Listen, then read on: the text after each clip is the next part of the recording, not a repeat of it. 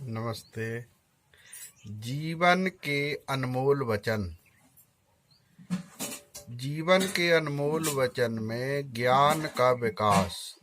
यदि आप अपने जीवन में कुछ ऐसे वचन होते हैं, कुछ ऐसे होते हैं जो अमिट होते हैं, जो पहले से चले आ रहे हैं और उनमें कोई परिवर्तन नहीं होता, तो वो जीवन के अनमोल वचन होते हैं। उनसे हमको शिक्षा मिलती है और यदि हम उनसे बचते हैं और सतर्क रहते हैं और उन पर ध्यान रखते हैं तो उसमें स्वाभाविक है कि ज्ञान का विकास होता है, इसलिए वो अनमोल हो जाते हैं। वो वाक्य या सेंटेंस वो अनमोल हो जाते हैं, इसलिए वो ज्ञान के विकास में योगदान है। जैसे पहला है, कुछ गुणों को, ये मेरे जीवन के अनुभव, मैं अपने जीवन में जो अनुभव किया हूँ वो आपको शेयर कर रहा हूँ। कुछ गुणों को दौलत से नहीं बदला जा सकता है। मानव है, व्यक्ति है, मनुष्य है, उसके कुछ गुण ऐसे होते हैं जो दौलत से कभी नहीं बदले जा सकते हैं। आप कितना वंशानुक्रम कुछ गुण होते हैं या कुछ ऐसे गुण रहते ही हैं व्यक्ति में। जैसे चना है, तो चना में गेहूं का गुण नहीं आ सकता या गेहूं में चने का गुण नहीं हो सकता। चना अलग है, गेहूं अलग है। वैसे ही व्यक्ति में गुण जो है, कुछ गुण ऐसे होते हैं जिनको हम दौलत से नहीं बदल सकते हैं, वो नेचुरल होते ही है, जिसके कारण व्यक्ति में और परिवार में बदलाव देखा जाता है कि कोई कुछ है, कोई कुछ है। वो कुछ गुणों के कारण वो बदलाव आते हैं। अच्छा, अगला है दूसरा, अनुभव को दौलत से खरीदा नहीं जा सकता है। आपको जो अनुभव है, आप अमेरिका घूम के आ गए, दिल्ली घूम के आ गए, बॉम्बे घूम के आ गए, या कहीं घूमे हैं या कोई काम किए हैं, उसको हम यदि आपको कहें कि कुछ पैसे ले लो और अपना अनुभव हमको दे दो तो हम भी दूसरे को बता सकते हैं, वो गलत है। क्योंकि अनुभव को खरीदा नहीं जा सकता है जब तक कि खुद ना करें, और उसके लिए आपको करना ही पड़ेगा। तो ये जो है इसको चेंज ही नहीं हो सकता। यदि उसको अनुभव है, जैसे कोई पिक्चर देखा या कुछ किया, रास्ता में गया या कोई ही घूमा, तो वो बोलेगा कि मैं गया था, ये हुआ था, वो हुआ था। लेकिन जब तक आप स्वयं नहीं घूमेंगे या जाएंगे नहीं, जब तक उसका आपका अनुभव नहीं होगा। आगे चलते हैं। तीसरा, सफलता के लिए अंतिम सीढ़ी पाते तक अटूट ध्यान रखना चाहिए।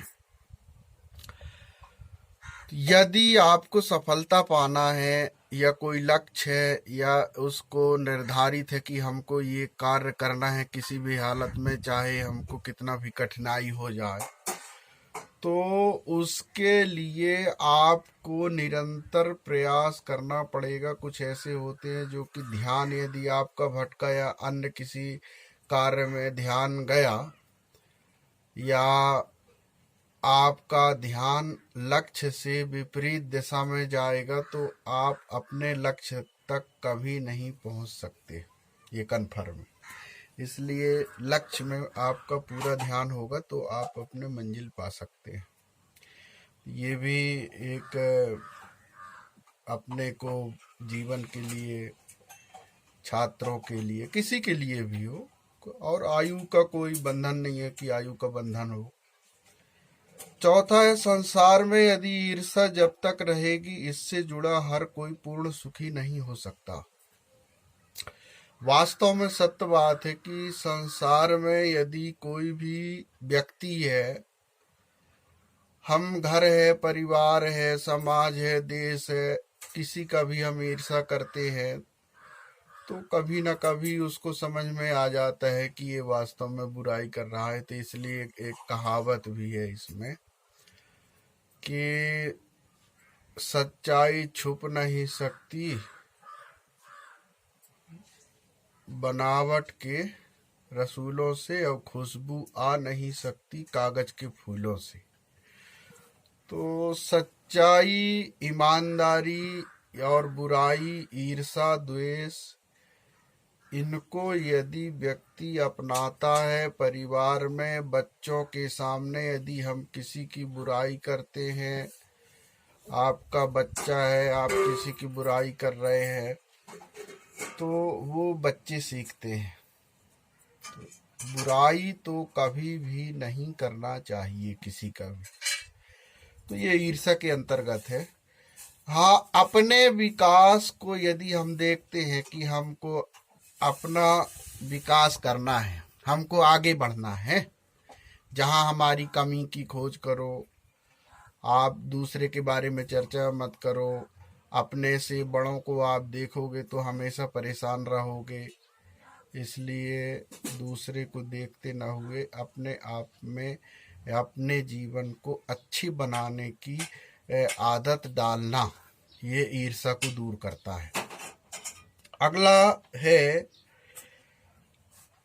स्वयं को दूसरे में देखना चाहिए। यदि हम, हमारा जैसे आईना है, स्वयं को दूसरे में देखना चाहिए, इससे सबसे अच्छा उदाहरण है, ये भी अनमोल वचन है, इसका उत्तम उदाहरण है कि आईना में आप कभी भी चेहरा देखेंगे तो आपके चेहरे में परिवर्तन नहीं होगा। हाँ, यदि आप पाउडर लगा लिए या कुछ सुंदरता बना लिए तो वो अंतर आएगा, लेकिन जो मेन चेहरा है वो उसमें आपका अंतर नहीं आएगा। इसलिए जैसे उसकी तरह आपका मन होना चाहिए। आपके मन में किसी भी प्रकार की ऐसी भावना नहीं होना चाहिए जो दूसरे को लिए गलत साबित हो। जो मैं सोचता हूँ, जो मैं अपने लिए सोचता हूँ, वो से सामने वाले के लिए सोचना, इसको जो है सामने वाले को, आत्मा को, उसके विचार को अपने विचार से जोड़ना, खुद के विकास के साथ साथ अगले के व्यवहार में आपका स्थान बनाना, ताकि आपका विश्वास उसमें हो सके। इसलिए अपने को दूसरे में देखना चाहिए। जब हम अपने को दूसरे में देखेंगे तो जितने जो जिससे भी मिलेंगे, जिसको भी हम देखेंगे, तो वो वास्तव में ये कहेगा नहीं, हाँ इसके प्रति जो है, मेरे प्रति इसके हृदय में स्थान है, अच्छा है, विचार है, व्यवहारिक है, तो वो आपको लाइक करेगा। अगला जो है, परिवार के सदस्य संख्या की सीढ़ी नीचे की ओर बढ़ती है, और जबकि व्यक्ति के विकास की सीढ़ी ऊपर की ओर बढ़ती है। तो ये सत्य बात है।